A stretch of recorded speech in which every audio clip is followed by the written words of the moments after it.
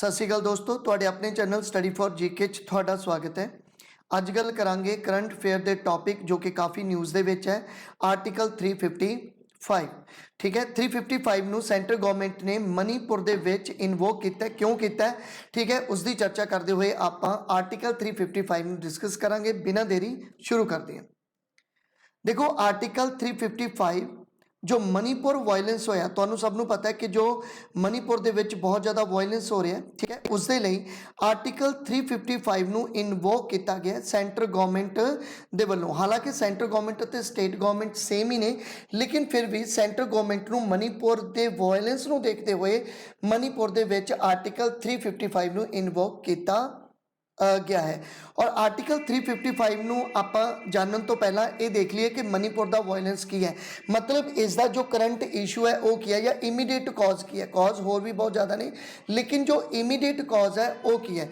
देखो मणिपुर वायलेंस का जो इमीडिएट कॉज है वो ने मैती पीपल्स, मतलब मैं ये नहीं कह रहा कि मैती पीपल्स ने ही वायलेंस किया, लेकिन मैती पीपल जो है जिन्होंने तुसी मणिपुर पीपल्स के नाम भी जानते हो, एक्चुअल दे विच इन्हां दी जो भाषा है वो मैती लैंग्वेज ही ये बोलते हैं। लेकिन मणिपुर दे विच मतलब इंफाल वाला जो एरिया है, तो इंफाल वाले एरिए दे विच ज़्यादातर जिहड़े लोग रहिंदे ने वो मणिपुरी पीपल दे लोग रहिंदे ने। मणिपुर दे विच मणिपुरी पीपल जिहड़े है या मैती पीपल है उन्हां दी पॉपुलेशन ज़्यादा है, लेकिन की है कि ये जो एरिया है इस एरिए दे विच ही मैती पीपल ज़्यादा एक्टिव ने। बाकी जो एरिया मणिपुर दा है ठीक है, उस दे विच ज़्यादा एक्टिव नहीं है। और अगर तुहानू पुछ लैन कि मणिपुर दा जो लार्जेस्ट डिस्ट्रिक्ट अगर तुहानू कोई पुछ लैन तो वह है अपने कोले चूरा चांदपुर, क्योंकि सब तो ज़्यादा वायलेंस जिहड़ा है तुहानू इत्थे ही देखने नू मिलेगा। तो जो मैती है प्राइमरली सैटल्ड है इंफाल वैली दे विच ठीक है। जो इंफाल वैली का जो रीजन है मणिपुर दे विच, उत्थे तुहानू मैती ही लोग जिहड़े है वो ज़्यादा देखने नू मिलणगे। लेकिन हुण होया कि तो देखो होया ये है कि हाई कोर्ट ने मणिपुर गवर्नमेंट नू एक सुजैशन दी है ठीक है, गवर्नमेंट ऑफ मणिपुर नू एक एडवाइस दी है कि जो मैती पीपल है ठीक है, इन्हां दी पॉपुलेशन ज़्यादा होने करके, क्योंकि इन्हां दी पॉपुलेशन काफ़ी ज़्यादा है ठीक है, तो इन्हां दी पॉपुलेशन ज़्यादा होने करके इन्हां नू भी शेड्यूल ट्राइब का स्टेटस जिहड़ा सीगा वो दिता जा सकता है। मतलब जस्ट एडवाइस है, मतलब हाई कोर्ट ने की किया ठीक है, गवर्नमेंट ऑफ मणिपुर नू एडवाइस दी ठीक है, मणिपुर नू एडवाइस दी कि वो अपने जो मैती ग्रुप है पीपल्स का उन्होंने शेड्यूल ट्राइब का स्टेटस देने दे लई ठीक है सेंटर गवर्नमेंट नू जिहड़ा सीगा वो एडवाइस कर सकते हैं। ये एक एडवाइस दी हाई कोर्ट ने ठीक है मणिपुर दे विच। लेकिन होया कि आपां देखिया कि पिछे जो ये एरिया है इत्थे ज़्यादातर एरिया जिहड़ा हैगा उस एरिए दे विच मैती भाषा के लोग जिहड़े है या मैती जो लोग है जो पॉपुलेशन है वो रह रही है, मणिपुरी पीपल रह रहे हैं। लेकिन बाकी एरिए दे विच जो बाकी शेड्यूल ट्राइब रह रहे हैं ठीक है, वो उन्होंने की किया, उन्होंने इस गल का विरोध करना शुरू किया। तो होया कि जिन्ने भी अदर ST पीपल सीगे उन्होंने एक मार्च कढ़िया ठीक है, 10 डिस्ट्रिक्ट दे विच ये मार्च कढ़िया कि जो मैती पीपल्स है उन्होंने ST का जो टाइटल है या स्टेटस है वो नहीं दिता जाना चाहिए। लेकिन जो मैती पीपल से उन्होंने इस चीज़ का विरोध किया, इस करके मैं कह सकता कि जो क्लैश होया ठीक है, तो मैती पीपल और अदर ट्राइबल्स दे विच जिहड़ा सीगा एक क्लैश जिहड़ा है वो देखने नू मिलिया, जिस करके बहुत ज़्यादा हिंसा जिहड़ी हैगी वो फैल जाती है और लोगों के कहते हैं कि घर जिहड़े आ उन्होंने अग ला दी गई। तुसीं वीडियोज़ देखिया होगा ठीक है, तुसीं न्यूज़ दे विच देखिया होगा कि भी जो व्हीकल हैगे आ कारां वगैरह उन्होंने जिहड़ी हैगी है वो अग ला दी गई है। 50 तो ज़्यादा लोग जिहड़े हैगे आ वो मर गए हैं। हालांकि ये चीज़ पहलां कदे देखने नू नहीं मिली मणिपुर दे विच। मणिपुर दे विच पहलां इस तरह का वायलेंस जिहड़ा सी वो कदे देखने नू नहीं मिला, लेकिन मणिपुर दे विच जो इस वार वायलेंस होया बहुत ज़्यादा नाल खतरनाक रूप जिहड़ा हैगा वो धारण कर गया। लेकिन इत्थे ही सेंटर गवर्नमेंट नू हुण लोड़ पई किस चीज़ की, सेंटर गवर्नमेंट नू लोड़ पई आर्टिकल 355 नू इनवोक करन दी, क्योंकि आर्टिकल 355 सेंटर गवर्नमेंट ने इस करके इनवोक किया कि उन्होंने लग्या कि जो स्टेट गवर्नमेंट है वो इस वायलेंस नू कंट्रोल करन दे विच असमर्थ रह रही है ठीक है। इस करके सेंटर गवर्नमेंट अपना जिहड़ा हैगा वो इंटरफेरेंस जिहड़ा वो करन जा रही है ठीक है।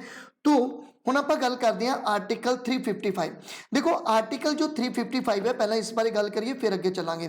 तो article 355 of the constitution deals with N emergency provision. तो ये एक एमरजेंसी प्रोविजन नूं ही डील करता है। तुहानूं पता है कि एमरजेंसी जो प्रोविजन हुंदी है ये आर्टिकल 352 356 ਅਤੇ 360 ਦੇ ਵਿੱਚ ਜਿਹੜਾ ਹੈਗਾ ਉਹ ਮੈਂਸ਼ਨ ਹੈ। और अगर ਤੁਹਾਨੂੰ ਪਾਰਟ ਪੁੱਛ ਲੈਣ तो ਇਹ ਪਾਰਟ ਡੀਲ ਕਰਦਾ ਹੈਗਾ ਆਪਣੇ ਕੋਲੇ 18। ठीक है, तो हुण ये आर्टिकल 355 तुसीं कह सकते हो कि जिहड़ा ये अपने कोले एमरजेंसी प्रोविजन है उसका ही एक पार्ट है।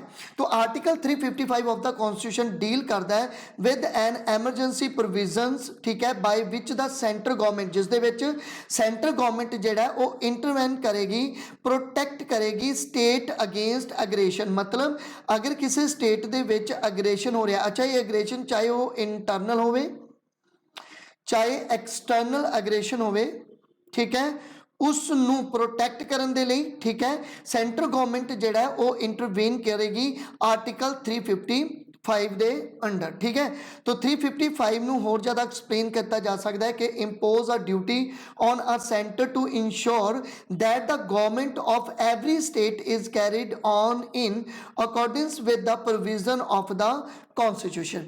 तो तुसी इस तरह समझ चुके हो। ठीक है, तो इत्थे तुहानूं ये भी पता होना चाहिए कि जो एमरजेंसी प्रोविजन है उस दे विच 352 356 ते 360 आर्टिकल किस किस चीज़ नाल डील करते हैं। अगर मैं आर्टिकल 352 की गल करा तो देखो 352 डील किहदे नाल करता है, तो 352 डील करता है एमरजेंसी दे नाल, और ये एमरजेंसी जिहड़ी है वॉर दे करके, एक्सटर्नल अग्रेशन करके या आर्म्ड रिबिलियन करके भी लग सकती है।